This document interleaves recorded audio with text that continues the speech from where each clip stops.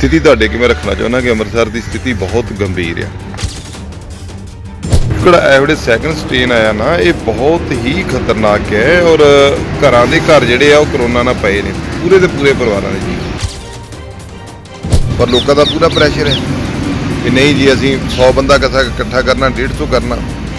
ਭਾਈ ਜਦੋਂ ਜਿੰਦੇ ਜੀ ਰਵਾਂਗੇ ਤੇ ਸਾਰੇ ਕੁਝ ਪਾਰਟੀਆਂ ਵੀ ਹੋ ਜਾਣਗੀਆਂ, ਦੁਬਾਰਾ ਵੀ ਮਿਲ ਲਾਂਗੇ।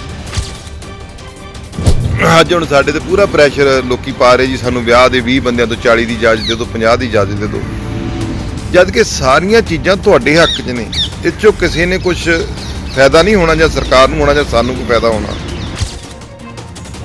ਜਿੰਨਾ ਚਿਰ ਬਿਮਾਰੀ ਆ ਉਨਾ ਚਿਰ ਇਹਨੂੰ ਗੰਭੀਰਤਾ ਨਾਲ ਲਓ। ਇਹਦੇ ਤੇ ਤੁਹਾਨੂੰ ਚਿੰਤਾ ਕਰਨੀ ਪੈਣੀ ਆ, ਨਹੀਂ ਕਰੋਗੇ ਉਹ ਜਿਹੜਾ ਭੋਗ ਹੈ ਕਿਸੇ ਦਿਨ ਸਾਡੇ ਘਰਾਂ 'ਚ ਵੀ ਉਹ ਆ ਜਾਊਗਾ। ਆਕਸੀਜਨ ਦੀ ਪ੍ਰੋਬਲਮ ਹੈ, ਇਹ ਮੈਂ ਫਿਰ ਕਹਿਣਾ ਕਿ ਇਹ ਇਸ ਵੇਲੇ ਕੇਂਦਰ ਸਰਕਾਰ ਨੇ ਇਹਦਾ ਹੱਲ ਕਰਨਾ ਆ, ਕਿਉਂਕਿ ਸਾਰੇ ਜਿੱਥੇ ਆਕਸੀਜਨ ਪੈਦਾ ਹੋ ਰਹੀ ਆ ਉਹ ਅੰਡਰ ਇਹਨਾਂ ਦੇ ਆ ਗਿਆ ਹੈ। ਪਰ ਕੇਂਦਰ ਸਰਕਾਰ ਜਿਹੜੀ ਆ ਉਹ ਇਸ ਪੱਖੋਂ ਨਾ ਪੱਖੀ ਰਵੱਈਆ ਅਪਣਾਏ ਹੋਏ ਆ। ਸਤਿ ਸ਼੍ਰੀ ਅਕਾਲ ਜੀ। ਕਰੋਨਾ ਦੀਆਂ ਜਿਹੜੀਆਂ ਹਾਲਾਤਾਂ ਨੇ ਇਸ ਵੇਲੇ ਜਿੰਨੀ ਗੰਭੀਰ ਸਥਿਤੀ ਬਣੀ ਪਈ ਆ, ਉਹਦੇ ਤੇ ਤੁਹਾਡੇ ਨਾਲ ਥੋੜੇ ਵਿਚਾਰ ਸਾਂਝੇ ਕਰਨੇ ਆ। ਥੋੜੇ ਦੋਸਤ ਮਿੱਤਰ ਸੱਜਣ ਸਾਰੇ ਜੁੜ ਜਾਓ ਔਰ ਇਹਨੂੰ ਅੱਗੇ ਸ਼ੇਅਰ ਕਰ ਦਿਓ, ਤਾਂ ਕਿ ਜਿਹੜੀ ਗੱਲਬਾਤ ਕਰੀਏ ਉਹ ਲੋਕਾਂ ਸਾਰਿਆਂ ਤੱਕ ਪਹੁੰਚ ਸਕੇ। ਔਰ ਮੈਂ ਇਹਦੀ ਗੰਭੀਰਤਾ ਬਾਰੇ ਤੁਹਾਡੇ ਨਾਲ ਵਿਚਾਰ ਕਰਨਾ ਚਾਹੁੰਦਾ, ਕਿਉਂਕਿ ਕਾਫੀ ਲੋਕ ਇਹਦੀ ਗੰਭੀਰਤਾ ਨੂੰ ਸੋਸ਼ਲ ਮੀਡੀਆ ਦੇ ਉੱਤੇ ਬੜਾ ਗਲਤ ਤਰੀਕੇ ਨਾਲ ਕਈ ਪ੍ਰਚਾਰ ਕਰ ਰਹੇ ਨੇ। ਅਸੀਂ ਸਵੇਰੇ ਅੱਜ 144 ਦਿਨ ਹੋ ਗਏ ਅਸੀਂ ਬੈਠੇ ਹਾਂ ਜੰਤਰ ਮੰਤਰੀਆਂ। ਮੈਂ ਕਿਉਂਕਿ ਵੈਸੇ ਤਾਂ ਅੰਮ੍ਰਿਤਸਰ ਦੀ ਸਥਿਤੀ ਨੂੰ ਲੈ ਕੇ, ਕਿਉਂਕਿ ਅੰਮ੍ਰਿਤਸਰ ਵੀ ਬਹੁਤ ਆਕਸੀਜਨ ਦੀ ਕਮੀ ਕਰਕੇ ਮੁਸ਼ਕਲਾਂ ਦਾ ਸਾਹਮਣਾ ਕਰਨਾ ਪੈ ਰਿਹਾ। ਦਿੱਲੀ ਇਸ ਕਰਕੇ ਵੀ ਆਇਆ ਸੀ, ਇੱਕ ਤਾਂ ਜੰਤਰ ਮੰਤਰ 'ਤੇ ਧਰਨਾ ਚੱਲ ਰਿਹਾ, ਇੱਕ ਆਕਸੀਜਨ ਵਾਸਤੇ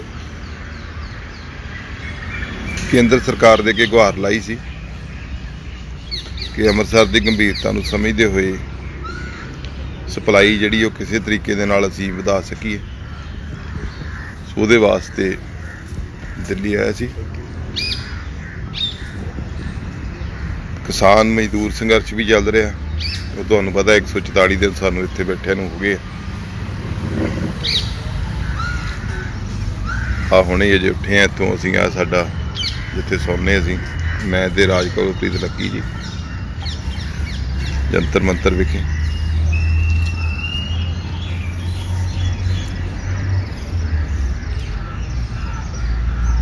ਸੋ ਮੈਂ ਗੱਲ ਕਰ ਰਿਹਾ ਸਾਂ ਕਿ ਇਸ ਵੇਲੇ ਜਿਹੜੇ ਹਾਲਾਤ ਨੇ ਉਹ ਬਹੁਤ ਹੀ ਭਿਅੰਕਰ ਨੇ।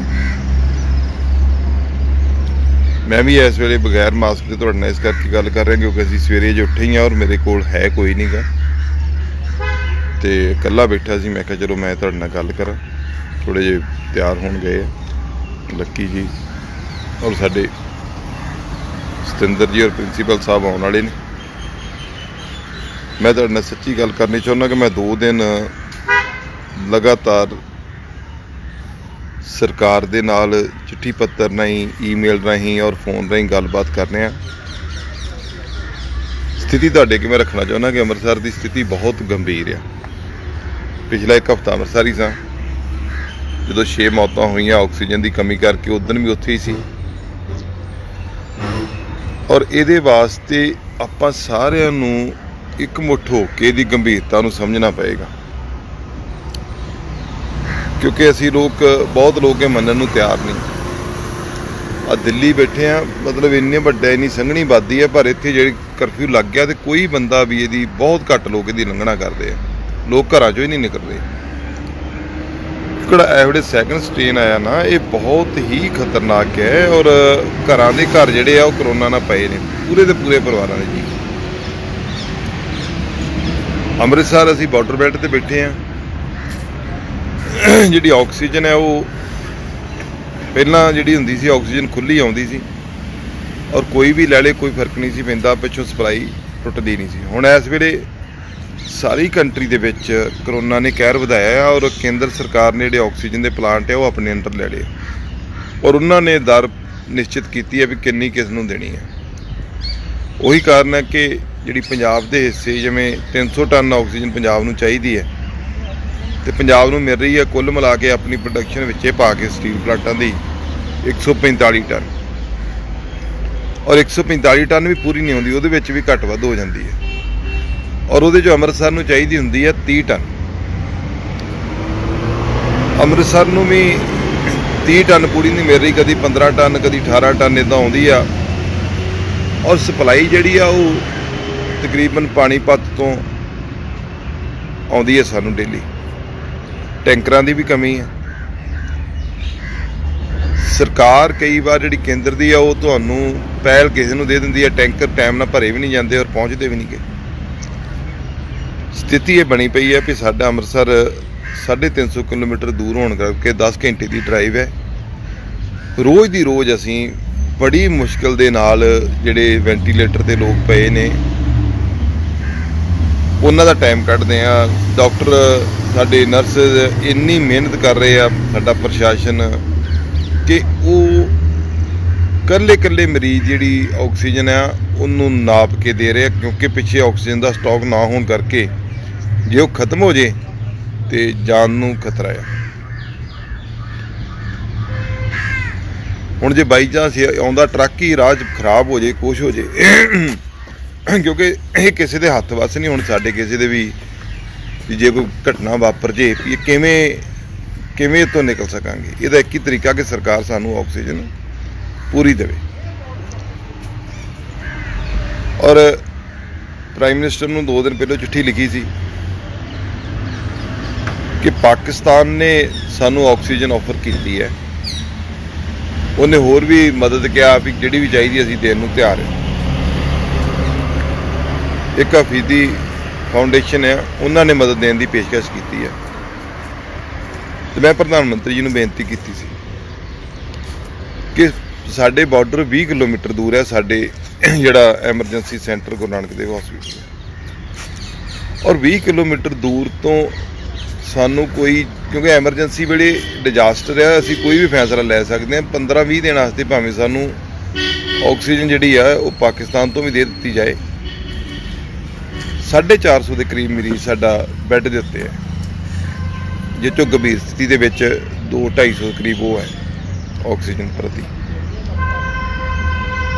ਔਰ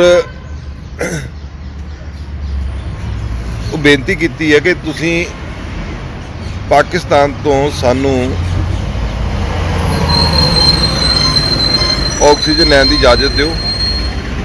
ਸਾਡੇ ਮੁੱਖ ਮੰਤਰੀ ਸਾਹਿਬ ਨੇ ਵੀ ਲਿਖਿਆ ਕਿ ਮੈਂ ਮੁੱਲ ਲੈਣ ਨੂੰ ਤਿਆਰ ਹਾਂ, ਅਸੀਂ ਇੱਥੋਂ ਲੈ ਲਾਂਗੇ, ਕਿਉਂਕਿ ਸਾਡਾ ਜਿਹੜਾ ਬਾਰਡਰ ਬੈਲਟ ਹੈ ਸਾਰੀ ਬਠਿੰਡਾ ਹੋ ਗਿਆ, ਸਾਡਾ ਜਲੰਧਰ ਹੋ ਗਿਆ ਜਾਂ ਅੰਮ੍ਰਿਤਸਰ ਹੋ ਗਿਆ।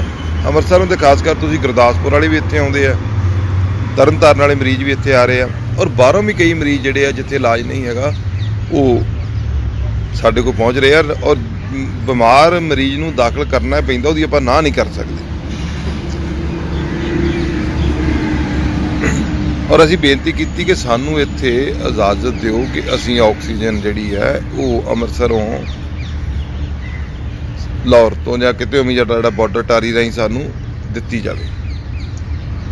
2 ਦਿਨ ਪਹਿਲਾਂ ਵੀ ਕੋਈ ਜਵਾਬ ਨਹੀਂ ਆਇਆ। ਪਰਸੋਂ ਵੀ ਚਿੱਠੀ ਲਿਖੀ ਫਿਰ ਦੁਬਾਰਾ ਕਿ ਤੁਸੀਂ ਇਹਨੂੰ ਮਹਿਜ਼ ਇੱਕ ਚਿੱਠੀ ਨਾ ਸਮਝਿਓ, ਇਹ ਮੈਂ ਤੁਹਾਨੂੰ ਗੰਭੀਰਤਾ ਦੱਸ ਰਿਹਾ ਵੀ ਕਿਤੇ ਵੀ ਕੋਈ ਵੀ ਕੁਤਾਹੀ ਹੋ ਗਈ, ਕੋਈ ਟਰੱਕ ਖਰਾਬ ਹੋ ਗਿਆ, ਕੋਈ ਖੁਦਾ ਨਾ ਖਾਸਤਾ ਕੋਈ ਬ੍ਰੇਕ ਹੋ ਗਿਆ, ਕੋਈ ਬ੍ਰੇਕਡਾਊਨ ਹੋ ਗਿਆ ਰਸਤੇ 'ਚ, ਜਾਂ ਜਿੱਦਾਂ 2 ਦਿਨ ਪਹਿਲੋਂ ਪਾਣੀਪਤ 'ਚ ਉਹਨਾਂ ਨੇ ਟਰੱਕ ਸਾਡਾ ਘੇਰ ਲਿਆ, ਛੱਡਿਆ ਹੀ ਨਹੀਂ।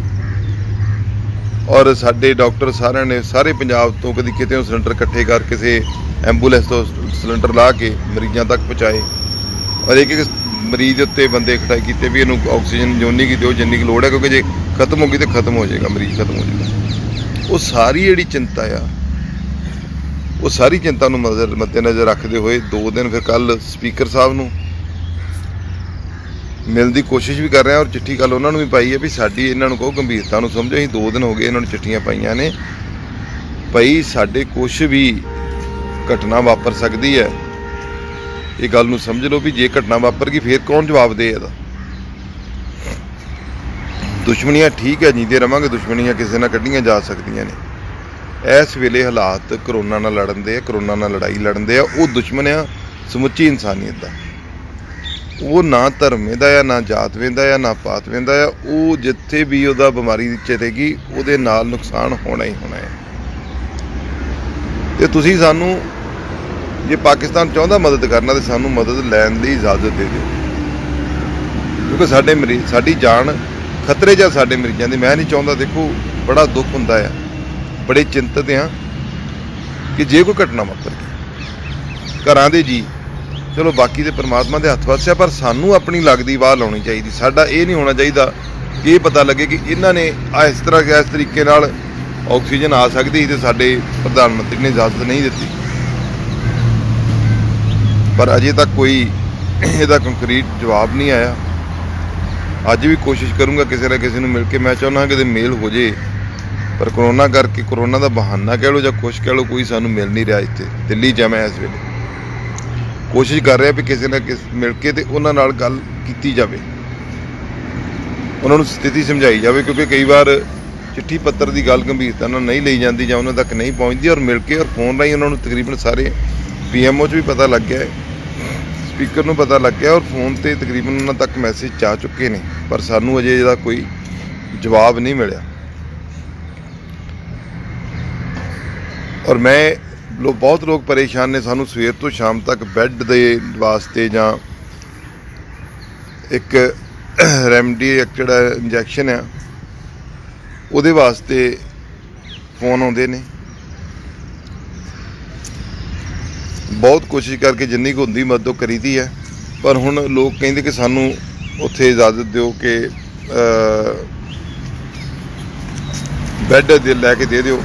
ਹੁਣ ਬੈੱਡ ਤੇ ਲੈ ਕੇ ਦੇ ਦਿੱਤਾ ਜਾਂਦਾ ਹੈ, ਪਰ ਆਕਸੀਜਨ ਨਹੀਂ ਹੈਗੀ। ਜੇ ਆਕਸੀਜਨ ਨਹੀਂ ਕੋਈ ਹਸਪੀਟਲ ਮਦਦ ਕਰਦਾ, ਪ੍ਰਾਈਵੇਟ ਵੀ ਕਈ ਹੁਣ ਬੈੱਡ ਨਹੀਂ ਮਿਲ ਰਹੇ, ਤੇ ਲੋਕ ਇਸ ਗੱਲ ਦਾ ਗੁੱਸਾ ਕਰਦੇ ਕਿ ਬੈੱਡ ਕਿਉਂ ਨਹੀਂ ਮਿਲਦਾ। ਬੈੱਡ ਤੇ ਮਿਲ ਜਾਂਦਾ, ਬੈੱਡ ਦੀ ਦਿੱਕਤ ਨਹੀਂ ਗੀ, ਪਰ ਉਹਦੀਆਂ ਸਹੂਲਤਾਂ ਵਾਸਤੇ ਉੱਥੇ ਡਾਕਟਰ ਚਾਹੀਦੇ ਆ, ਨਰਸੇ ਚਾਹੀਦੀਆਂ, ਪਰ ਸਭ ਤੋਂ ਵੱਡੀ ਆਕਸੀਜਨ ਦੀ ਲੋੜ ਹੈ। ਤੇ ਜੇ ਆਕਸੀਜਨ ਨਹੀਂ ਹੈਗੀ ਤਾਂ ਬੈੱਡ ਤੇ ਪਏ, ਤਏ ਘਰ ਪਏ, ਤਏ ਉੱਥੇ ਪਏ। ਇਹ ਜਿਹੜੀ ਆਕਸੀਜਨ ਦੀ ਪ੍ਰੋਬਲਮ ਹੈ, ਇਹ ਮੈਂ ਫਿਰ ਕਹਿੰਦਾ ਕਿ ਇਹ ਇਸ ਵੇਲੇ ਕੇਂਦਰ ਸਰਕਾਰ ਨੇ ਇਹਦਾ ਹੱਲ ਕਰਨਾ ਆ, ਕਿਉਂਕਿ ਸਾਰੇ ਜਿੱਥੇ ਆਕਸੀਜਨ ਪੈਦਾ ਹੋ ਰਹੀ ਆ ਉਹ ਅੰਡਰ ਇਹਨਾਂ ਦੇ ਆ ਗਿਆ ਹੈ। ਪਰ ਕੇਂਦਰ ਸਰਕਾਰ ਜਿਹੜੀ ਆ ਉਹ ਇਸ ਪੱਖੋਂ ਨਾ ਪੱਖੀ ਰਵੱਈਆ ਅਪਣਾਏ ਹੋਏ ਆ। ਹੁਣ ਅੰਮ੍ਰਿਤਸਰ ਦੇ ਵਿੱਚ ਸਭ ਤੋਂ ਵੱਧ ਸਾਡੇ ਕੋਲ ਬੈੱਡ ਗੁਰੂ ਨਾਨਕ ਦੇਵ ਹਸਪੀਟਲ 'ਚ ਹੈ। ਗੁਰੂ ਰਾਮਦਾਸ ਜੀ ਜਿਹੜਾ ਹਸਪੀਟਲ ਹੈ ਮਹਿਤਾ ਰੋਡ 'ਤੇ, ਉੱਥੇ ਨੇ। ਫਿਰ ਪ੍ਰਾਈਵੇਟ ਦੇ ਵਿੱਚ ਫੋਰਟਿਸ ਹੈ, IVY ਆ, ਡਾਕਟਰ ਅਮਨਦੀਪ ਉਹਨਾਂ ਦੇ ਜਿਹੜਾ ਹਸਪੀਟਲ ਹੈ ਉਹਨਾਂ ਦੇ ਹੈ, EMC ਆ, ਹੋਰ ਵੀ ਹਸਪੀਟਲ ਨੇ ਮੇਨ ਜਿਹੜੇ ਨੇ। ਛੋਟੇ ਹਸਪੀਟਲਾਂ ਨੂੰ ਜਿਨ੍ਹਾਂ ਦੇ 1-2 ਮਰੀਜ਼ ਸੀ, ਉਹਨਾਂ ਨੂੰ ਕਿਹਾ ਕਿ ਤੁਸੀਂ ਮਰੀਜ਼ ਆਪਣੇ ਰਿਲੀਵ ਕਰਕੇ ਇਹਨਾਂ ਹਸਪੀਟਲ 'ਚ ਭੇਜ ਦਿਓ, ਕਿਉਂਕਿ 5-7-10 ਜਗ੍ਹਾ 'ਤੇ ਪ੍ਰਸ਼ਾਸਨ ਨੂੰ ਨਿਗਾਹ ਰੱਖਣੀ ਸੌਖੀ ਹੈ, ਔਰ ਉੱਥੇ ਆਕਸੀਜਨ ਪਹੁੰਚਾਉਣੀ ਵੀ ਉੱਧਰ ਹੀ ਸੌਖੀ ਹੁੰਦੀ ਹੈ। 1-2 ਬੰਦੇ ਲਈ ਹਸਪੀਟਲਾਂ 'ਚ ਔਖਾ ਹੋਈਦਾ। ਸਾਡਾ ਪ੍ਰਸ਼ਾਸਨ, ਸਾਡੇ DC ਸਾਹਿਬ, ਕਮਿਸ਼ਨਰ ਬਹੁਤ ਵਧੀਆ ਤਰੀਕੇ ਨਾਲ ਕੰਮ ਕਰਕੇ ਇਹਨੂੰ ਅੱਗੇ ਲਿਜਾ ਰਹੇ ਆ, ਪਰ ਲੋੜ ਤੇ ਤੁਹਾਡੀ ਆ ਕਿ ਤੁਸੀਂ ਇਹ 'ਚ ਸਾਥ ਦਿਓ, ਕਿਉਂਕਿ ਕੇਂਦਰ ਸਰਕਾਰ ਨੇ ਜਿਸ ਤਰੀਕੇ ਦੇ ਨਾਲ ਗੈਰ ਜ਼ਿੰਮੇਵਾਰੀ ਨਿਭਾਈ ਹੈ ਇਸ ਪ੍ਰਤੀ, ਇਸ ਸਥਿਤੀ ਦੇ ਵਿੱਚ, ਉਹਦਾ ਤੇ ਸਾਰੀ ਦੁਨੀਆ ਦੇ ਵਿੱਚ ਹਿੰਦੁਸਤਾਨ ਦਾ ਕੱਦ ਜਿਹੜਾ ਉਹ ਨੀਵਾਂ ਹੋਇਆ ਕਿ ਅਸੀਂ ਗੰਭੀਰਤਾ ਸਮਝੀ ਨਹੀਂ। ਅਸੀਂ ਤੇ ਸਿਰਫ ਆਪਣੀਆਂ ਰੈਲੀਆਂ ਨੂੰ ਪੈ ਗਏ, ਰਾਜ ਕਰਨ ਵਾਸਤੇ ਅਸੀਂ ਦਬਾ-ਦਬ ਲੋਕਾਂ ਵੱਲ ਅਸੀਂ ਚੱਲ ਪਏ ਕਿ ਅਸਾਮ 'ਚ ਵੀ ਸਰਕਾਰ ਬਣਾ ਲਓ, ਬੰਗਾਲ 'ਚ ਵੀ ਬਣਾ ਲਓ, ਕੇਰਲਾ 'ਚ ਵੀ ਬਣਾ ਲਓ, ਸਾਰੀਆਂ ਇਲੈਕਸ਼ਨਾਂ ਸਰਕਾਰ ਸਾਡੀ ਬਣਨੀ ਚਾਹੀਦੀ ਆ। ਪਰ ਸੋਚਿਆ ਹੀ ਨਹੀਂ ਵੀ ਦੇਸ਼ ਦਾ ਕੀ ਹੋਊਗਾ। ਇਲੈਕਸ਼ਨ ਕਮਿਸ਼ਨ ਨੇ ਕਠਪੁਤਲੀ ਦੀ ਤਰ੍ਹਾਂ ਕੰਮ ਕੀਤਾ। ਬੰਗਾਲ ਦੇ ਵਿੱਚ 8 ਚਰਨਾਂ 'ਚ ਇਲੈਕਸ਼ਨ ਹੋਈ ਆ, ਜਦ ਕਿ ਹੋਣ ਦੀ ਲੋੜ ਹੀ ਨਹੀਂ ਸੀ ਇੰਨੇ ਚਰਨਾਂ 'ਚ। ਪਰ ਇਲੈਕਸ਼ਨ ਕਮਿਸ਼ਨ ਨੂੰ ਹਾਈ ਕੋਰਟ ਵੱਲੋਂ ਫਟਕਾਰ ਲਾਈ ਜਾ ਰਹੀ ਹੈ ਵੀ ਤੇਰੇ ਤੇ ਪਰਚੇ ਕਿਉਂ ਨਾ ਦਰਜ ਕੀਤੇ ਜਾਣ ਮੌਤ ਦੇ, ਜਿਹੜੀਆਂ ਮੌਤਾਂ ਹੋਈਆਂ ਤੈਨੂੰ ਕਿਉਂ ਨਾ ਜ਼ਿੰਮੇਵਾਰ ਬਣਾਇਆ ਜਾਵੇ। ਪਹਿਲੀ ਵਾਰੀ ਹੋ ਰਿਹਾ ਇਸ ਤਰ੍ਹਾਂ। ਇੰਨੀ ਮਤਲਬ ਜਿਹੜੀ ਕੇਂਦਰ ਸਰਕਾਰ ਆ ਉਹਨੇ ਮਤਲਬ ਰਵੱਈਆ ਜਿਹੜਾ ਸੀ ਪਾਵਰ ਸੀਕਰ ਉਹ ਬਣ ਗਏ। ਉਹ ਪਾਵਰ ਪਾਉਣ ਵਾਸਤੇ ਕੁਛ ਵੀ ਕਰਨ ਨੂੰ ਤਿਆਰ ਨੇ। ਉਹਦਾ ਕਿਸੇ ਨੇ ਨਹੀਂ ਸੋਚਿਆ ਕਿ ਏਡੇ ਏਡੇ ਵੱਡੀਆਂ ਰੈਲੀਆਂ ਕਰਕੇ ਹੁਣ ਜਿਹੜਾ ਸਟ੍ਰੇਨ ਹੋਇਆ ਉਹ ਵੀ ਜਦੋਂ ਬੰਦੇ ਤੋਂ ਬੰਦੇ ਅੱਗੇ ਤੁਰਿਆ ਜਾਂਦਾ ਤਾਂ ਉਹਦੀ ਨੇਚਰ ਚੇਂਜ ਹੋਈ ਜਾਂਦੀ ਆ, ਤਾਂ ਹੀ ਉਹ ਖਤਰਨਾਕ ਹੋਈ ਜਾਂਦਾ ਹੈ। ਪਰ ਉਹਨਾਂ ਨੂੰ ਤਾਂ ਪਾਵਰ ਨਾਲ ਸੀ। ਦਿੱਲੀ ਗੁਰਦੁਆਰਾ ਪ੍ਰਬੰਧਕ ਕਮੇਟੀ ਦੀ ਇਲੈਕਸ਼ਨ ਹੋ ਰਹੀ ਸੀ, ਉਹ ਕੈਂਸਲ ਕਰਤੀ ਹੈ। ਛੋਟੀ ਇਲੈਕਸ਼ਨ ਸੀ, ਪਰ ਵੇਖ ਲਓ ਬੰਗਾਲ ਦੀ ਅਖੀਰਲੇ 'ਚ ਚਲੋ ਜੇ ਨਹੀਂ ਸੀ ਪਤਾ ਲੱਗਾ, ਜਦੋਂ ਪਤਾ ਲੱਗ ਗਿਆ ਕਹਿਰ ਵੱਧ ਰਿਹਾ ਉਦੋਂ ਬਾਕੀ ਇਲੈਕਸ਼ਨ ਇਕੱਠੀ ਕਰ ਦਿਓ, ਪਰ ਨਹੀਂ, ਆਪਣੀ ਜਿੱਦ ਹੈ, ਆਪਣੇ ਤਰੀਕੇ ਨਾਲ ਕਰਾਈ ਹੈ। ਤੇ ਸੋ ਇਲੈਕਸ਼ਨ ਕਮਿਸ਼ਨ ਤੇ ਵੀ ਹਾਈ ਕੋਰਟ ਵੱਲੋਂ ਵੀ ਬੜੇ ਸਖਤ ਜਿਹੜੇ ਅਲਫਾਜ਼ ਉਹਨਾਂ ਲਈ ਵਰਤੇ ਗਏ ਨੇ।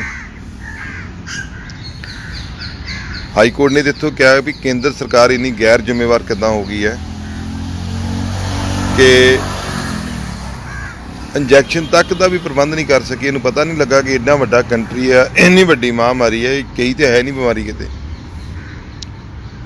ਪਰ ਉਹ ਵੀ ਕੇਂਦਰ ਸਰਕਾਰ ਨੇ ਕੋਈ ਧਿਆਨ ਨਹੀਂ ਦਿੱਤਾ।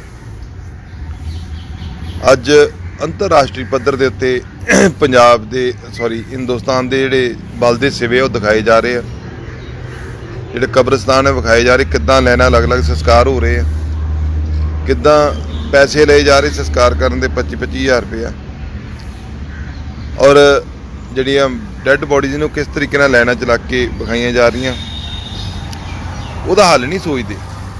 ਉਲਟਾ ਆਸਟ੍ਰੇਲੀਆ ਤੱਕ ਪਹੁੰਚ ਕੀਤੀ ਹੈ ਵੀ ਤੁਸੀਂ ਗਲਤ ਖਬਰਾਂ ਨਾ ਦਿਖਾਓ ਇੰਡੀਆ ਬਾਰੇ।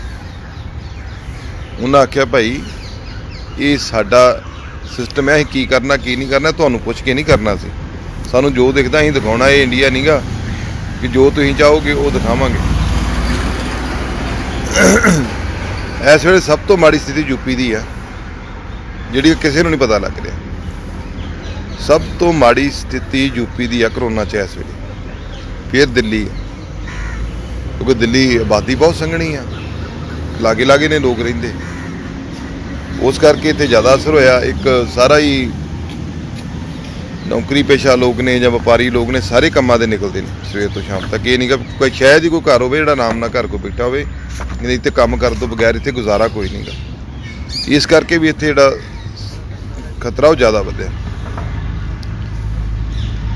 ਪਰ ਦੇਖੋ, ਮੈਂ ਇੱਕ ਗੱਲ ਜ਼ਰੂਰ ਕਹੂੰਗਾ ਕਿ ਚਲੋ ਪਾਰਟੀਆਂ ਕੋਈ ਵੀ ਹੋਵੇ, ਸਾਡੀ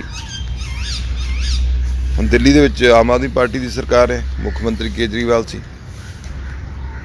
ਦੇਖੋ, ਉਹਦੇ ਸਾਰੀਆਂ ਪਾਵਰਾਂ ਖੋ ਕੇ ਉਹ ਹੱਥ ਜੋੜਨ ਡਿਆ ਮੋਦੀ ਅੱਗੇ ਕਿ ਮੈਨੂੰ ਮਦਦ ਕਰ ਦਿਓ, ਮੇਰੀ ਹਾਲਤ ਬੜੀ ਮਾੜੀ ਹੈ। ਉਹਦੀ ਮਦਦ ਨਹੀਂ ਕੀਤੀ, ਉਹਦੀਆਂ ਸਾਰੀਆਂ ਪਾਵਰਾਂ ਖੋ ਕੇ ਲੈਫਟੀਨੈਂਟ ਜਨਰਲ ਨੂੰ ਦੇ ਦਿੱਤੀਆਂ ਨੇ, ਗਵਰਨਰ ਨੂੰ ਦੇ ਦਿੱਤੀਆਂ ਨੇ। ਇਹ ਸਾਡਾ ਹਾਲ ਹੈ ਵੀ ਚੁਣਿਆ ਹੋਇਆਂ ਨੂੰ ਕੋਈ ਮਤਲਬ ਤੁਸੀਂ ਪਾਵਰ ਦੇਣੀ ਨਹੀਂ, ਫਿਰ ਕਹਿਣਾ ਹਾਲ ਮਾੜੇ ਹੋ ਗਏ। ਹੁਣ ਪੰਜਾਬ ਦੇ ਵਿੱਚ ਵੀ ਇਹੀ ਹੈ, 300 ਟਨ ਆਕਸੀਜਨ ਚਾਹੀਦੀ ਹੈ, 150 ਤੁਸੀਂ ਦੇ ਰਹੇ ਜੇ। ਕੱਲ੍ਹ ਨੂੰ ਕੋਈ ਗੱਲ ਹੁੰਦੀ ਫਿਰ ਤੁਸੀਂ ਕਹਿਣਾ ਕਿ ਇੱਥੇ ਹਾਲਾਤ ਬੜੇ ਖਰਾਬ ਹੋ ਗਏ, ਨਾ ਕੰਮ ਨਹੀਂ ਠੀਕ ਕੀਤਾ। ਦਵਾਈ ਤੁਸੀਂ ਨਾ ਦਿਓ, ਕਿਉਂਕਿ ਜਿੰਨਾ ਕੁਛ ਹੈ ਸਾਰਾ ਕੇਂਦਰ ਨੇ ਆਪਣੇ ਅੰਡਰ ਕੀਤਾ। ਦਵਾਈ ਬਾਹਰੋਂ ਤੁਸੀਂ ਉਹਨਾਂ ਦੀ ਮਰਜ਼ੀ ਤੋਂ ਬਗੈਰ ਨਹੀਂ ਲੈ ਸਕਦੇ। ਕੋਈ ਇੰਡਸਟਰੀ ਦਵਾਈ ਆਪਣੀ ਮਰਜ਼ੀ ਤੋਂ ਬਗੈਰ ਵੇਚ ਨਹੀਂ ਸਕਦੀ। ਇੰਜੈਕਸ਼ਨ ਆ, ਜਿਹੜਾ ਇੰਜੈਕਸ਼ਨ ਰੈਮਡੀਸਿਵਰ, ਉਹ ਅੰਮ੍ਰਿਤਸਰ ਬਣਦਾ ਇੱਕ ਫਰਮ ਕੋਲ 50,000 ਇੰਜੈਕਸ਼ਨ ਹੋਊਗਾ, ਪਰ ਉਹ ਇੱਕ ਇੰਜੈਕਸ਼ਨ ਸਾਡੇ ਆਖਿਆਂ ਵੀ ਨਹੀਂ ਦੇ ਸਕਦੇ, ਕਿਉਂਕਿ ਕੇਂਦਰ ਦੀਆਂ ਟੀਮਾਂ ਉੱਥੇ ਬੈਠੀਆਂ ਨੇ। ਉਹਨਾਂ ਕਿਹਾ ਬਿਲਕੁਲ ਨਹੀਂ ਦੇਣਾ, ਅਸੀਂ ਇਹ ਐਕਸਪੋਰਟ ਕਰ ਸਕਦੇ ਜਾਂ ਸਾਡੀ ਮਰਜ਼ੀ ਨਾਲ ਦਿਓਗੇ ਜੇ ਦਿਓਗੇ। ਔਰ ਜਿੱਥੇ ਉਹਨਾਂ ਦੀਆਂ ਸਰਕਾਰਾਂ ਨੇ ਉਹਨਾਂ ਨੂੰ ਇਹ ਵੱਧ ਤੋਂ ਵੱਧ ਦੇ ਰਹੇ, ਔਰ ਉੱਥੇ ਪਰਦਾ ਵੀ ਪਾ ਰਹੇ ਵੀ ਇੱਥੇ ਕੁਝ ਨਹੀਂ ਹੋ ਰਿਹਾ। ਤੇ ਜਿੱਥੇ ਉਹਨਾਂ ਦੀ ਸਰਕਾਰ ਨਹੀਂ ਉੱਥੇ ਮਦਦ ਵੀ ਘੱਟ ਹੋ ਰਹੀ ਹੈ, ਔਰ ਉਹਨਾਂ ਨੂੰ ਉਛਾਲਿਆ ਵੀ ਜ਼ਿਆਦਾ ਜਾ ਰਿਹਾ। ਸੋ ਇਹਨੂੰ ਸਮਝੋ, ਮੁੱਕ ਦੀ ਗੱਲ ਹੈ। ਮੈਂ ਤੁਹਾਨੂੰ ਆਪਣੀ ਪੋਜੀਸ਼ਨ ਜਿਹੜੀ ਆ ਉੱਤੇ ਆਉਣਾ ਕਿ ਅੰਮ੍ਰਿਤਸਰ ਵਾਸੀਆਂ ਨੂੰ ਖਾਸ ਕਰ, ਔਰ ਪੰਜਾਬ ਵਾਸੀਆਂ ਨੂੰ ਮੈਂ ਬੇਨਤੀ ਕਰਨੀ ਚਾਹੁੰਦਾ, ਜਾਂ ਜਿੱਥੇ ਵੀ ਸਾਡੇ ਪੰਜਾਬੀ ਸਮਝਣ ਦੇ, ਕਿਉਂਕਿ ਮੈਂ ਪੰਜਾਬੀ 'ਚ ਗੱਲ ਕਰਦਾ, ਚਾਹੇ ਦਿੱਲੀ 'ਚ ਹੋਣ, ਜਿੱਥੇ ਵੀ ਲਾਈਵ ਚੱਲ ਰਿਹਾ ਹੋਊ ਜਾਂ ਵੇਖ ਰਹੇ ਹੋਗੇ, ਕਿਰਪਾ ਕਰਕੇ ਸਮਝੋ ਇਸ ਵੇਲੇ ਇਹ ਬਿਮਾਰੀ ਕਿੱਥੋਂ ਆਉਣੀ ਹੈ, ਕਿੰਨੀ ਖਤਰਨਾਕ ਹੈ। ਇਹਦੀ ਗੰਭੀਰਤਾ ਨੂੰ ਤੁਸੀਂ ਅਖਬਾਰਾਂ ਰਾਹੀਂ ਜਾਂ ਸੋਸ਼ਲ ਮੀਡੀਆ ਰਾਹੀਂ ਤੇ ਵੇਖ ਹੀ ਚੁੱਕੇ ਜੀ। ਆਪਣੇ ਪਰਿਵਾਰ ਨੂੰ ਬਚਾ ਲਓ। ਤੁਸੀਂ ਮੰਨਦੇ ਨਹੀਂ, ਮੈਂ ਉਦਣ ਵੀ ਜਿੱਦਣ ਕਰੋਨਾ ਵਾਰਡ ਦੇ ਵਿੱਚ ਮੈਂ ਆਪ ਜਾ ਕੇ ਆਇਆ ਕਿੱਟ ਪਾ ਕੇ, ਮੈਨੂੰ ਡਾਕਟਰਾਂ ਨੇ ਰੋਕਿਆ, ਸਭ ਨੇ ਰੋਕਿਆ ਵੀ ਨਾ ਜਾਓ। ਮੈਂ ਕਿਹਾ ਕੋਈ ਗੱਲ ਨਹੀਂ, ਸਾਡੇ ਵਰਗੇ ਬੱਚੇ ਨੇ, ਸਾਡੇ ਹੀ ਨੇ ਡਾਕਟਰ ਵੀ, ਨਰਸਿਸ ਵੀ ਜਿਹੜੇ ਕੰਮ ਕਰ ਰਹੇ ਨੇ, 4th ਕਲਾਸ ਨੇ, ਮੈਂ ਕਿਉਂ ਨਹੀਂ ਜਾ ਸਕਦਾ। ਉਹਦੇ ਅੰਦਰੋਂ ਵੀ ਮਰੀਜ਼ਾਂ ਦੇ ਅਟੈਂਡੈਂਟ ਜਿਹੜੇ ਧੱਕੇ ਨਾਲ ਅੰਦਰ ਵੜੇ ਸੀ, ਅੰਦਰੋਂ ਮਾਸਕ ਛੋਟੇ ਮਾਸਕ ਪਾਏ ਆ, ਕਿਸੇ ਨੇ ਕੱਪੜੇ ਦਾ ਪਾਇਆ, ਅੰਦਰੋਂ ਨਿਕਲ ਕੇ ਭੱਜੇ ਜਦੋਂ ਮੈਂ ਕਿਹਾ। ਕੋਈ ਖਤਰਾ ਹੀ ਨਹੀਂ ਉਹਨਾਂ ਨੂੰ। ਔਰ ਉਹਨਾਂ ਨੇ ਉੱਥੋਂ ਨਿਕਲਣਾ ਆ ਕਰੋਨਾ ਵਾਰਡ ਦੇ ਅੰਦਰੋਂ। ਮੈਂ ਫਿਰ ਤੁਹਾਨੂੰ ਕਹਿ ਰਿਹਾ, ਇੰਨੀ ਮਤਲਬ ਬੇਅਕਲੀ ਆ ਵੀ ਜੇ ਤੁਸੀਂ ਜਾਣਾ ਆਪਣੀ ਕਿੱਟ ਲੈ ਆਓ, ਕਿੱਟ ਪਾ ਕੇ ਚਲੇ ਜਾਓ ਜੇ ਕੋਈ ਜ਼ਰੂਰੀ ਜਾਣਾ ਤੁਹਾਡਾ। ਪਰ ਤੁਸੀਂ ਸਿੰਪਲ ਇੱਦਾਂ ਹੀ ਚਲੇ ਗਏ ਜਿੱਦਾਂ ਸੀ। ਔਰ ਪੁੱਛਿਆ ਡਾਕਟਰ ਨੂੰ, ਕਹਿੰਦੇ ਜੀ ਸਾਡੇ ਗਲ ਪੈਂਦੇ ਆ, ਕੁੱਟਦੇ ਆ ਸਾਨੂੰ, ਅਸੀਂ ਫਿਰ ਚੁੱਪ ਕਰਕੇ ਬਹਿ ਜਾਂਦੇ ਹਾਂ। ਹੁਣ ਅੱਜ ਤੇ ਇੰਨੇ ਤੁਸੀਂ ਚਿੰਤਾ ਹੋ ਗਈ ਵੀ ਤੁਹਾਡਾ ਜੀ ਜਿਹੜਾ ਆ ਉੱਥੇ ਮਤਲਬ ਦਾਖਲ ਹੈ, ਤੁਹਾਨੂੰ ਪਰੇਸ਼ਾਨੀ ਹੋ ਗਈ। ਤੇ ਜਦੋਂ ਦਵਾਈ ਪਾਉਂਦੇ ਅਸੀਂ ਸਾਰੇ ਵੀ ਤੁਸੀਂ ਬਚ ਜਾਓ, ਉਦੋਂ ਕਿਉਂ ਨਹੀਂ ਮੰਨਦੇ ਤੁਸੀਂ ਇਹਨਾਂ ਚੀਜ਼ਾਂ? ਵਿਆਹ ਨੇ ਅੱਜ ਹੁਣ ਸਾਡੇ ਤੇ ਪੂਰਾ ਪ੍ਰੈਸ਼ਰ ਲੋਕੀ ਪਾ ਰਹੇ ਜੀ, ਸਾਨੂੰ ਵਿਆਹ ਦੇ 20 ਬੰਦਿਆਂ ਤੋਂ 40 ਦੀ ਇਜਾਜ਼ਤ ਦੇ ਦਿਓ, 50 ਦੀ ਇਜਾਜ਼ਤ ਦੇ ਦਿਓ। ਜਦ ਕਿ ਸਾਰੀਆਂ ਚੀਜ਼ਾਂ ਤੁਹਾਡੇ ਹੱਕ 'ਚ ਨੇ। ਇਹ 'ਚੋਂ ਕਿਸੇ ਨੇ ਕੁਛ ਫਾਇਦਾ ਨਹੀਂ ਹੋਣਾ, ਜਾਂ ਸਰਕਾਰ ਨੂੰ ਹੋਣਾ, ਜਾਂ ਸਾਨੂੰ ਕੋਈ ਫਾਇਦਾ ਹੋਣਾ। ਸਾਰੇ ਫਾਇਦੇ ਤੁਹਾਡੇ ਨੇ। ਜੇ ਬਿਮਾਰੀ ਨਹੀਂ ਫੈਲੂਗੀ ਜਾਂ ਤੁਹਾਡੇ ਜੀਆਂ ਨੂੰ ਲੱਗੂਗੀ ਤਾਂ ਕਿਹਨੂੰ ਫਾਇਦਾ ਹੈ? ਉਹ ਤੁਹਾਨੂੰ ਹੀ ਫਾਇਦਾ ਹੈ। ਪਰ ਲੋਕਾਂ ਦਾ ਪੂਰਾ ਪ੍ਰੈਸ਼ਰ ਹੈ ਵੀ ਨਹੀਂ ਜੀ ਅਸੀਂ 100 ਬੰਦਾ ਇਕੱਠਾ ਕਰਨਾ, 150 ਕਰਨਾ। ਭਾਈ ਜਦੋਂ ਜਿੰਦੇ ਜੀ ਰਵਾਂਗੇ ਤੇ ਸਾਰੇ ਕੁਝ ਪਾਰਟੀਆਂ ਵੀ ਹੋ ਜਾਣਗੀਆਂ, ਦੁਬਾਰਾ ਵੀ ਮਿਲ ਲਾਂਗੇ। ਤੇ ਜੇ ਆਪਾਂ ਇਹ ਜਿਹੜਾ ਸੈਕੰਡ ਸਟ੍ਰੇਨ ਹੈ ਬਹੁਤ ਖਤਰਨਾਕ, ਇਹਦੇ ਨਾਲ ਮੌਤਾਂ ਦੀ ਦਰ ਬਹੁਤ ਵਧੀ ਆ। ਤੇ ਜੇ ਆਪਾਂ ਇਹਦੀ ਚਪੇਟ ਚ ਆ ਗਏ ਤੇ ਫਿਰ ਕੀ ਕਰਾਂਗੇ? ਫਿਰ ਖੁਸ਼ੀਆਂ ਕਿੱਧਰ ਨੂੰ ਜਾਣਗੀਆਂ? ਖੁਸ਼ੀਆਂ ਥੋੜੇ ਦਿਨ ਹਟ ਕੇ ਵੀ ਮਨਾਈਆਂ ਜਾ ਸਕਦੀਆਂ। ਹਾਲਾਤ ਠੀਕ ਹੋਣਗੇ ਫਿਰ ਪਾਰਟੀਆਂ ਕਰ ਲਿਓ, ਸਾਰਾ ਕੁਝ ਚੱਲਣਾ, ਹੋਟਲ ਵੀ ਰਹਿਣੇ ਆ, ਸਾਰਾ ਸਿਸਟਮ ਫਿਰ ਦੁਬਾਰਾ ਲੀ ਤੇ ਆਉਣਾ ਹੈ। ਪਰ ਹੁਣ ਧੱਕਾ ਕਰਨ ਨੂੰ ਬਹੁਤ ਮਤਲਬ ਲੋਕ ਵੀ ਜਿਵੇਂ ਹੁਣ ਚਲੋ ਦੁੱਖ ਹੁੰਦਾ, ਅਫਸੋਸ ਆ ਕਿ ਸਾਨੂੰ ਕਿਸੇ ਦਾ ਜੀ ਨਹੀਂ ਜਾਣਾ ਚਾਹੀਦਾ। ਇਹ ਤੇ ਸਾਡਾ ਕੁਦਰਤੀ ਹੈ ਕਿ ਅਸੀਂ ਮੁਹੱਬਤ ਕਰਦੇ ਹਾਂ ਆਪਣੇ ਜੀਆਂ ਨੂੰ। ਹੁਣ ਜਦੋਂ ਡੈਥ ਹੋ ਜਾਂਦੀ ਹੈ ਫਿਰ ਹੀ 200 ਬੰਦਾ ਇਕੱਠਾ ਕਰਦੇ ਆ। ਕੁਝ ਵਿਖਾਉਣਾ ਹੁੰਦਾ ਕਿਸੇ ਨੂੰ, ਅਰਦਾਸ ਤੇ ਕਰਨੀ ਆ ਗੁਰੂ ਗ੍ਰੰਥ ਸਾਹਿਬ ਜੀ ਅੱਗੇ, ਜਾਂ ਤੁਸੀਂ ਗੀਤਾ ਦਾ ਪਾਠ ਕਰਨਾ ਆ, ਜਾਂ ਕੁਰਾਨ ਦਾ ਕਰਨਾ, ਜਾਂ ਬਾਈਬਲ ਜੀ ਦਾ ਕਰਨਾ ਆ। ਬੇਨਤੀਆਂ ਤਾਂ ਉਹਨੂੰ ਕਰਨੀਆਂ ਨੇ। ਤੇ 500 ਬੰਦਾ ਇਕੱਠਾ ਕਰਾ ਕੇ ਜ਼ਿਆਦਾ ਹੋ ਜਾਂਦਾ। ਔਰ ਉਹਨਾਂ ਬੰਦਿਆਂ ਜੋ ਸੁਣਨ ਵਾਲੇ ਪਾਠ ਵੀ ਨਹੀਂ ਹੁੰਦੇ, ਸਿਰਫ ਆਪਾਂ ਹੀ ਇੱਕ ਦਿਖਾਵਾ ਕਰਨਾ ਹੁੰਦਾ ਕਿ ਇੰਨੇ ਬੰਦੇ ਇਕੱਠੇ ਕੀਤੇ ਆ ਜੀ, ਇੰਨੇ ਸਾਡੇ ਆਏ ਆ ਜੀ ਦੁੱਖ ਸੁੱਖ ਦੇ ਵਿੱਚ। ਔਰ ਇੱਕ ਦਿਖਾਵੇ ਦੇ ਕਰਕੇ ਅਸੀਂ ਗੰਭੀਰਤਾ ਨੂੰ ਲੈ ਹੀ ਨਹੀਂ ਰਹੇ। ਸਾਨੂੰ ਪ੍ਰੈਸ਼ਰ ਪਾਈ ਜਾਂਦੇ ਵੀ ਸਾਨੂੰ ਪੁਲਿਸ ਨਾ ਰੋਕੇ। ਪਰ ਹੁਣ ਪੁਲਿਸ ਵੀ ਹੁਣ ਸਾਡੇ ਅੱਖੇ ਤੋਂ ਬਾਹਰ ਹੈ, ਕਿਉਂਕਿ ਉਹਨੂੰ ਸੈਕਸ਼ਨ ਇਹੋ ਜਿਹੀਆਂ ਨੇ ਕੇਂਦਰ ਸਰਕਾਰ ਦੀਆਂ, ਪੰਜਾਬ ਨੂੰ, ਪੰਜਾਬ ਦੀਆਂ ਅੱਗੇ ਪੁਲਿਸ ਨੂੰ ਨੇ ਵੀ ਬਿਲਕੁਲ ਸਖਤੀ ਨਾਲ ਪੇਸ਼ ਆਓ। ਇਹੀ ਕਾਰਨ ਹੈ ਕਿ ਜਿਹੜੇ ਵਿਆਹ ਹੋਏ ਉਹਨਾਂ 'ਤੇ ਵੀ ਪਰਚੇ ਹੋਏ ਨੇ, ਕੁਛ ਜਿਹੜੇ ਧਾਰਮਿਕ ਇਕੱਠ ਹੋਏ ਉਹਨਾਂ 'ਤੇ ਵੀ ਪਰਚੇ ਹੋਏ ਨੇ, ਔਰ ਹੋਰ ਸਖਤ ਹੋਣੇ ਨੇ। ਇਹਦੇ ਲਈ ਆਪਾਂ ਨੂੰ ਸਮਝਣਾ ਚਾਹੀਦਾ ਵਾ। ਦੇਖੋ, ਜਦੋਂ ਅਸੀਂ ਪਰਮਾਤਮਾ ਨੂੰ ਮੰਨਣ ਵਾਲੇ ਲੋਕ ਹਾਂ, ਇਹ ਬਿਮਾਰੀ ਜਿਹੜੀ ਹੈ ਕੁਦਰਤ ਨੇ ਹੀ, ਉਹਦਾ ਹੀ ਕੋਈ ਕਹਿਰ ਵਾਪਰਿਆ ਹੈ, ਕੁਦਰਤ ਹੀ ਸਾਡੇ। ਅਸੀਂ ਨਹੀਂ ਮੰਨਦੇ ਹੋਵਾਂਗੇ ਉਦੋਂ ਵੀ ਅਸੀਂ ਇਹੋ ਜਿਹੇ ਕੁਝ ਕਰਦੇ ਹਾਂ। ਰੁੱਖ ਇੰਨੇ ਵੱਡੇ ਆ, ਕਦੀ ਅਸੀਂ ਸੱਚ ਝੂਠ ਨੂੰ ਵੇਖਿਆ ਨਹੀਂ। ਅਸੀਂ ਬਸ ਇਹੀ ਵੇਖਦੇ ਵੀ ਕਿਹੜਾ ਲੱਗੇ ਉਹਦੇ ਤੇ ਉਹਦੇ ਵੱਲ ਹੀ ਅਸੀਂ ਹੋ ਜਾਂਦੇ ਹਾਂ। ਸੋ ਜਦੋਂ ਅਸੀਂ ਪਰਮਾਤਮਾ ਨੂੰ ਮੰਨਦੇ ਹਾਂ ਤੇ ਫਿਰ ਪਰਮਾਤਮਾ ਦੇ ਛੱਡਣਾ ਚਾਹੀਦਾ। ਮੈਨੂੰ ਪਤਾ ਹੈ ਜੀ ਜਾਣ ਦਾ ਦੁੱਖ ਹੁੰਦਾ ਆ, ਅਫਸੋਸ ਹੋ ਗਿਆ, ਇੱਕ ਵਾਰੀ ਹੋ ਗਿਆ, ਅੱਗੋਂ ਪਿੱਛੋਂ ਮਿਲ ਲਓ। ਜ਼ਰੂਰੀ ਨਹੀਂ ਕਿ ਇੱਕੇ ਦਿਨ ਹੀ ਜਾਣਾ ਸਾਰਿਆਂ ਨੇ। ਜੀ ਨੂੰ ਅੱਗੇ ਪਿੱਛੋਂ ਜਾ ਕੇ ਘਰ ਜਾ ਕੇ ਆਪਾਂ ਦਿਲਾਸਾ ਦੇ ਸਕਦੇ, ਕਿਉਂਕਿ ਦੁੱਖ ਬਣਾਇਆ ਵੱਧਦਾ ਹੈ, ਘਟਦਾ ਹੈ ਤੇ ਖੁਸ਼ੀ ਵੱਧਦੀ ਹੈ। ਖੁਸ਼ੀ ਤੇ ਚਲੋ ਬਾਅਦ 'ਚ ਵੀ ਜਾ ਸਕਦੇ, ਜਦੋਂ ਦੁੱਖ ਦੀ ਗੱਲ ਹੁੰਦੀ ਵੀ ਟਾਈਮ 'ਤੇ ਪਹੁੰਚਣਾ, ਉਹ ਬੰਦਾ ਇੱਕ ਦੋ ਕਰਕੇ ਜਾ ਵੀ ਸਕਦੇ। ਪਰ ਜਦੋਂ ਆਪਾਂ ਇਕੱਠ ਕਰਦੇ ਹਾਂ ਵੀ ਅਸੀਂ ਹੁਣ ਅਖੰਡ ਪਾਠ ਸਾਹਿਬ ਦਾ ਭੋਗ ਪੈਣਾ ਜੀ, ਇਹ ਸਾਨੂੰ ਵੀ ਕੁਝ ਜ਼ਿੰਮੇਵਾਰੀਆਂ ਸਮਾਜ ਪ੍ਰਤੀ ਨਿਭਾਉਣੀਆਂ ਪੈਣਗੀਆਂ। ਆਪਾਂ ਇੱਦਾਂ ਨਹੀਂ ਕਰ ਸਕਦੇ ਕਿ ਆਪਾਂ ਬਿਲਕੁਲ ਹੀ ਅਬੇਸਲੇ ਹੋ ਜਾਈਏ ਕਿ ਮੇਰੇ ਘਰ ਦਾ ਫੰਕਸ਼ਨ ਹੈ, ਮੇਰਾ ਠੀਕ ਹੋ ਜਾਏ, ਮੈਨੂੰ ਕੀ ਲੱਗੇ ਮੇਰੇ ਗੁਆਂਢ ਆਂਢ ਦਾ। ਮਤਲਬ ਲੋਕੀ ਨਹੀਂ ਸਮਝੋ ਲੋਕੀ ਕਿਉਂ ਜਾਂਦੇ ਆ, ਕਿਉਂ ਜਾਂਦੇ ਜੇ? ਆਪਣੇ ਆਪ ਨੂੰ ਠੀਕ ਰੱਖੋ, ਨਾ ਇਹ ਕੰਮ ਕਰੋ। ਜਿੰਨਾ ਚਿਰ ਬਿਮਾਰੀ ਆ ਉਨਾ ਚਿਰ ਇਹਨੂੰ ਗੰਭੀਰਤਾ ਨਾਲ ਲਓ। ਇਹਦੇ ਤੇ ਤੁਹਾਨੂੰ ਚਿੰਤਾ ਕਰਨੀ ਪੈਣੀ ਆ। ਨਹੀਂ ਕਰੋਗੇ, ਉਹ ਜਿਹੜਾ ਭੋਗ ਹੈ ਕਿਸੇ ਦਿਨ ਸਾਡੇ ਘਰਾਂ 'ਚ ਵੀ ਉਹ ਆ ਜਾਊਗਾ, ਸਾਨੂੰ ਵੀ ਪਾਉਣਾ ਪਊ ਕਿਸੇ ਦਿਨ। ਮੰਨ ਲਓ ਇਸ ਗੱਲ ਨੂੰ, ਕਹਿਣਾ ਨਹੀਂ ਮੈਨੂੰ ਚਾਹੀਦਾ, ਪਰ ਇਹ ਹੋਣਾ ਆ। ਇਹ ਸਟਾਈਲ ਲਿਖੀ ਗਈ ਆ, ਬਹੁਤ ਬੁਰੇ ਹਾਲਾਤ ਨੇ। ਇਹ ਕੰਧ ਤੇ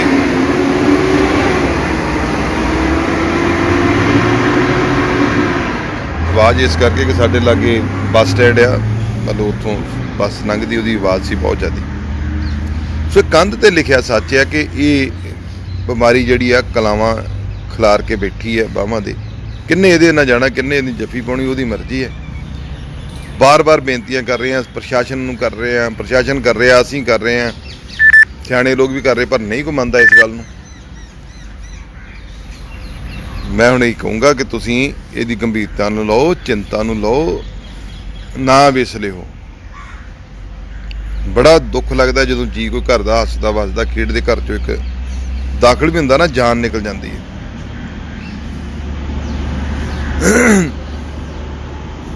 ਸੋ ਤੁਸੀਂ ਤਗੜੇ ਹੋ, ਇਹ ਘਬਰਾਉਣਾ ਨਹੀਂ। ਜੇ ਹੋ ਵੀ ਗਿਆ ਤੇ ਘਬਰਾਉਣਾ ਨਹੀਂ। ਇੱਕ ਲੋਕ ਘਬਰਾ ਵੀ ਬੜੇ ਜਾਂਦੇ ਨੇ, ਘਬਰਾਉਣਾ ਬਿਲਕੁਲ ਨਹੀਂ। ਉਹਨੂੰ ਜੋ ਗਾਈਡਲਾਈਨ ਨੇ ਅੱਜ ਕੱਲ੍ਹ ਤਾਂ ਸਾਰੀਆਂ ਆਨਲਾਈਨ ਦੱਸ ਰਹੇ ਵੀ ਕਿੱਦਾਂ ਰਹਿਣਾ, ਹੱਥ ਧੋਣੇ ਆ, ਮਾਸਕ ਪਾਉਣੇ ਆ, ਵੱਖਰਾ ਰੱਖਣਾ ਉਹਨੂੰ। ਵੱਖਰੇ ਹੋ ਕੇ 13-14 ਦਿਨਾਂ ਬਾਅਦ ਇਹਦਾ ਅਸਰ ਘਟਦਾ ਆ। ਜੇ ਕੋਈ ਪ੍ਰੋਬਲਮ ਨਾ ਆਵੇ ਤੇ ਉਹ ਠੀਕ ਹੋ ਜਾਣਾ ਹੈ। ਸੋ ਆਪਾਂ ਸਾਰਿਆਂ ਨੇ ਰਲ ਕੇ ਇਹਦਾ ਬਿਮਾਰੀ ਦੇ ਮੁਕਾਬਲਾ ਕਰਨਾ ਹੈ। ਜੇ ਸਰਕਾਰ ਲੋਕਡਾਊਨ ਕਰਦੀ ਹੈ ਤੇ ਉਹਦੇ ਲੋਕਡਾਊਨ ਦਾ ਸਾਥ ਵੀ ਆਪਾਂ ਨੂੰ ਦੇਣਾ ਪੈਣਾ ਹੈ। ਅਜੇ ਲੋਕਡਾਊਨ ਹੋਇਆ ਨਹੀਂ, ਕੁਝ ਲੋਕ ਇਹਦੇ ਤੇ ਬੜੀ ਗੰਭੀਰ ਪ੍ਰਚਾਰ ਕਰ ਰਹੇ ਕਿ ਭੁੱਖੇ ਮਰ ਗਏ ਆ ਲੋਕਾਂ ਭੁੱਖੇ ਮਰ ਜਾਣਾ। ਨਹੀਂ, ਲੋਕ ਭੁੱਖੇ ਨਹੀਂ ਮਰਦੇ, ਬਿਮਾਰੀ ਨਾਲ ਨਾ ਮਰਨ, ਭੁੱਖ ਨਾਲ ਨਹੀਂ ਮਰਦੇ। ਇਹ ਗੱਲ ਮੈਂ ਸੱਚ ਕਹਿੰਦਾ ਆ।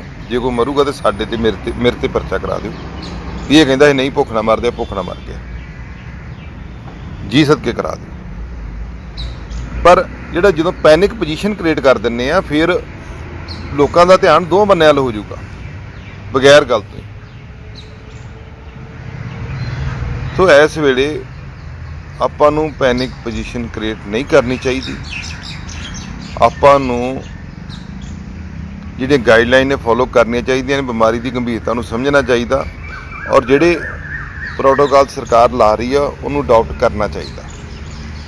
ਕਈ ਜਗ੍ਹਾ ਤੇ ਹੋ ਸਕਦਾ ਕੋਈ ਚੀਜ਼ਾਂ ਦੇ ਫੈਸਲੇ ਗਲਤ ਵੀ ਹੋਏ ਹੋਣ, ਉਹਨੂੰ ਠੀਕ ਕਰਾਉਣ ਦੀ DC ਨੂੰ SSP ਦੇ ਨੋਟਿਸ 'ਚ ਲਿਆਉਣਾ ਚਾਹੀਦਾ। ਪਰ ਜਿਹੜਾ ਪ੍ਰਚਾਰ ਹੈ ਨਾ, ਕਿਉਂਕਿ ਇਲੈਕਸ਼ਨਾਂ 22 ਦੀਆਂ ਲਾਗੇ ਆ ਗਈਆਂ, ਕਈਆਂ ਨੇ ਇਲੈਕਸ਼ਨਾਂ ਨੂੰ ਮੱਦੇ ਨਜ਼ਰ ਰੱਖ ਕੇ ਕਿ ਮੇਰੀ ਮਤਲਬ ਥੋੜ੍ਹੀ ਜਿਹੀ TRP ਵੱਧ ਜੇ, ਕੁਛ ਇਹੋ ਜਿਹੇ ਪ੍ਰਚਾਰ ਹੋ ਜਾਣ ਵੀ ਮੈਨੂੰ ਲੋਕ ਲਾਈਕ ਕਰਨਾ ਸ਼ੁਰੂ ਕਰ ਦੇਣ। ਪਾਰਟੀਆਂ ਵੱਲੋਂ ਵੀ, ਹਰ ਬੰਨੇ ਵੀ ਇਹ ਪ੍ਰਚਾਰ ਜਿਹੜਾ ਆ ਸ਼ੁਰੂ ਹੋ ਜਾਂਦਾ ਆ ਸਰਕਾਰ ਨੂੰ ਭੰਡਣ ਕਰਕੇ। ਪਰ ਤੁਸੀਂ ਇਹ ਗੱਲ ਨੂੰ ਸਮਝਿਓ, ਸਰਕਾਰ ਨੂੰ ਉਹ ਤੁਹਾਡਾ ਮਸਲਾ ਹੈ, ਤੁਸੀਂ ਸਰਕਾਰ ਨੂੰ ਜਿਸ ਤਰ੍ਹਾਂ ਰੱਖੋਗੇ ਉਹ ਤੁਸੀਂ ਮੁਲਾਂਕਣ ਕਰਨਾ। ਪਰ ਜਿਹੜਾ ਤੁਹਾਡੇ ਪਰਿਵਾਰ ਨਾਲ ਮਸਲਾ ਹੈ, ਜਿਹੜਾ ਬਿਮਾਰੀ ਦਾ ਮਸਲਾ ਹੈ, ਉਹ ਤਾਂ ਮੁਲਾਂਕਣ ਤੁਸੀਂ ਆਪ ਕਰ ਸਕਦੇ ਨਾ।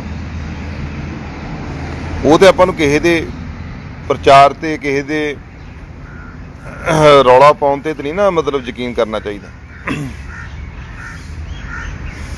ਸੋ ਅਫਵਾਹਾਂ ਨਾ ਫੈਲਾਓ ਤੇ ਕਿਰਪਾ ਕਰਕੇ ਮੈਂ ਆਪ ਸਭ ਨੂੰ ਕਹੂੰਗਾ, ਜਿੰਨੇ ਵੀ ਨਾਗਰਿਕ ਨੇ, ਕੋਈ ਵਿਚਾਰੇ ਬਹੁਤੇ ਲੋਕ ਤੇ ਚੈਨਲ ਤੇ ਕੋਈ ਬਾਈਟ ਵੀ ਨਹੀਂ ਦੇ ਸਕਦੇ, ਵੇਖਦੇ ਜ਼ਰੂਰ ਨੇ, ਬੋਲ ਨਹੀਂ ਸਕਦੇ। ਮੈਂ ਉਹਨਾਂ ਨੂੰ ਜ਼ਰੂਰ ਕਹੂੰਗਾ ਕਿ ਗਲਤ ਬੰਦਿਆਂ ਦੀਆਂ ਵੀਡੀਓ ਬਣਾ ਸ਼ੇਅਰ ਕਰੋ, ਤੇ ਜੇ ਗਲਤ ਤੁਹਾਨੂੰ ਲੱਗਦਾ ਆ ਉਹਨੂੰ ਕਮੈਂਟ ਵੀ ਜ਼ਰੂਰ ਕਰੋ, ਭਾਈ ਨਾ ਕਰ, ਬਿਮਾਰੀ ਬਹੁਤ ਵੱਧ ਰਹੀ ਹੈ, ਅਸੀਂ ਸਾਰਿਆਂ ਰਲ ਕੇ ਦਾ ਮੁਕਾਬਲਾ ਕਰਨਾ ਹੈ। ਮੈਨੂੰ ਆਸ ਹੈ ਕਿ ਤੁਸੀਂ ਬਿਮਾਰੀ ਦੀ ਗੰਭੀਰਤਾ ਨੂੰ ਸਮਝੋਗੇ। ਇਸ ਵੇਲੇ ਬੈੱਡਾਂ ਦੀ ਬਹੁਤ ਸ਼ਾਰਟੇਜ ਹੈ। ਕੋਸ਼ਿਸ਼ ਕਰੋ ਆਪਣੇ ਆਪ ਨੂੰ ਬਚਾਉਣ ਨੂੰ, ਕਿਉਂਕਿ ਜਦੋਂ ਤੁਸੀਂ ਹਸਪੀਟਲ ਵਧਣਾ ਆ, ਆਕਸੀਜਨ ਨਾ ਹੋਣ ਕਰਕੇ ਹਸਪੀਟਲ ਨੇ ਦਾਖਲ ਨਹੀਂ ਕਰਨਾ, ਫਿਰ ਤੁਸੀਂ ਉੱਥੋਂ ਕਹਿਣਾ ਵੀ ਇਹ ਸਰਕਾਰ ਦੇ ਪ੍ਰਬੰਧ ਮਾੜੇ ਆ ਜਾਂ ਕੁਛ ਮਾੜਾ ਆ। ਇਹਦੇ ਜੋ ਕੁਝ ਹੈਗਾ ਉਹ ਤਾਂ ਹੁਣ ਤੁਹਾਡੇ ਸਾਹਮਣੇ ਹੈਗਾ ਆ। ਹੁਣ ਆਪਾਂ ਨੂੰ ਆਪ ਬਚਣਾ ਪੈਣਾ ਹੈ।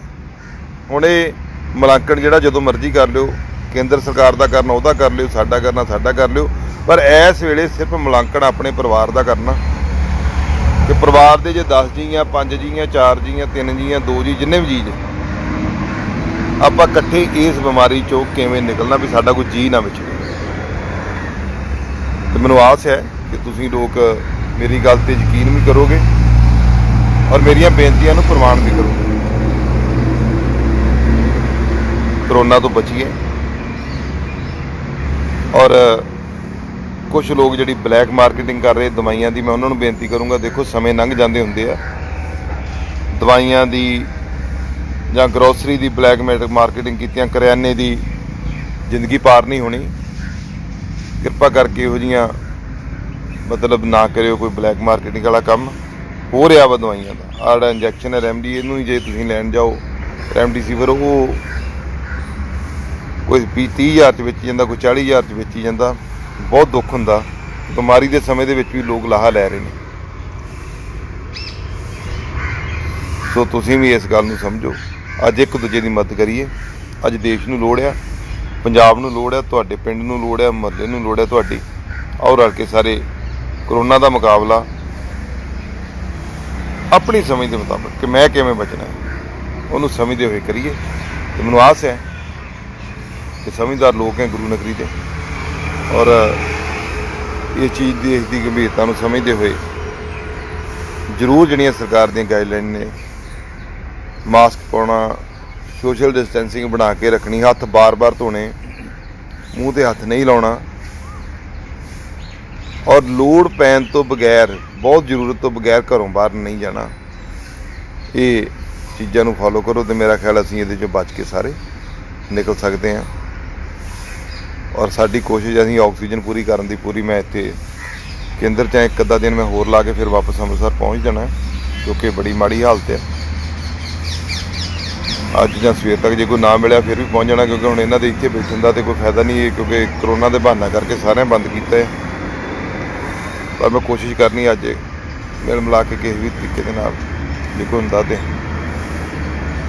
ਗੁਹਾਰ ਲਾ ਸਕਦੇ। ਹੋਰ ਤੇ ਕੀ, ਅਸੀਂ ਤੇ ਪਹਿਲਾਂ ਦੱਸ ਸਕਦੇ ਇਹਨਾਂ ਨੂੰ ਕਿ ਆਹ ਹਾਲਾਤ ਪੈਦਾ ਹੋਣ ਜਾ ਰਹੇ। ਤਗੜੇ ਹੋ ਕੇ ਰਹੋ, ਘਬਰਾਉਣਾ ਨਹੀਂ, ਸਭ ਕੁਝ ਠੀਕ ਹੋਊਗਾ। ਬਸ ਇੱਕ ਹੀ ਗੱਲ ਹੈ, ਇਹਦੀ ਗੰਭੀਰਤਾ ਨੂੰ ਸਮਝਦੇ ਹੋਏ ਆਪਣੇ ਪਰਿਵਾਰ ਨੂੰ ਬਚਾਉਣ ਦੀ ਕੋਸ਼ਿਸ਼ ਕਰੋ। ਆਪ ਸਭ ਦਾ ਬਹੁਤ ਬਹੁਤ ਧੰਨਵਾਦ। E5 ਚੈਨਲ ਪੰਜਾਬੀ ਹੁਣੇ ਸਬਸਕ੍ਰਾਈਬ ਕਰੋ, ਬੈਲ ਆਈਕਨ ਤੇ ਕਲਿੱਕ ਕਰੋ।